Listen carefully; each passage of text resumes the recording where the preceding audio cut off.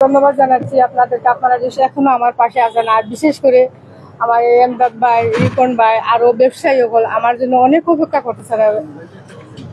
ওনারা আমার সাথে আগেও ছিলেন, এখনো আছেন। আশা করি আমি বিচারের আগ পর্যন্ত ওনাদেরকে আমি পাবো। ওনারা আমার সবসময় হেল্প করতেছেন।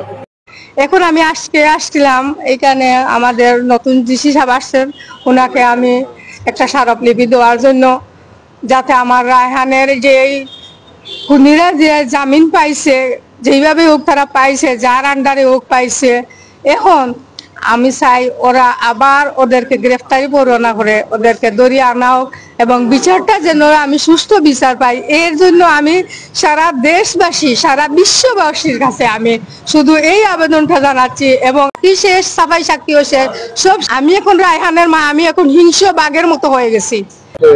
যে আমরা দেখলাম যে হাজার হাজার লক্ষ আমাদের অনেক মার বুক খালি হয়েছে, কিন্তু কেউ তোরা বিচারে আমরা মানে আদালতের কাছে শ্রদ্ধা হেরে করবো। আমাদের বিশ্বাস যে মহামান্য আদালত আমাদের এটা বিবেচনা করে এবং খুনি আকবরের ফাঁসি নির্ধারণ কমিটি আমাদের দাবি করবে সমাজের পক্ষ থেকে।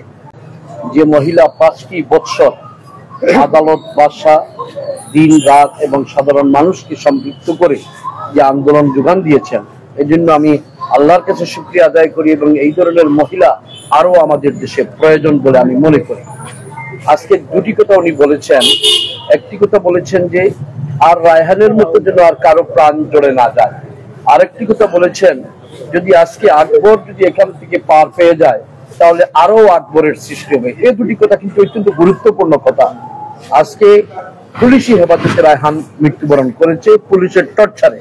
আজকে যদি রায়হান সেখানে মুক্তি পায় তাহলে কিন্তু সেটা, আকবর যদি মুক্তি পায় তাহলে কিন্তু আরো আকবরের সৃষ্টি হবে।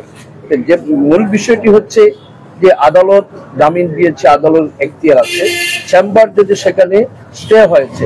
এখন দ্রুততম সময়ের মধ্যে যে চেম্বার জজ যে আদেশটি দিয়েছেন সেই আদেশ নিম্ন আদালত পালন করবে এবং তাকে গ্রেফতারি পরোয়ানা করবে।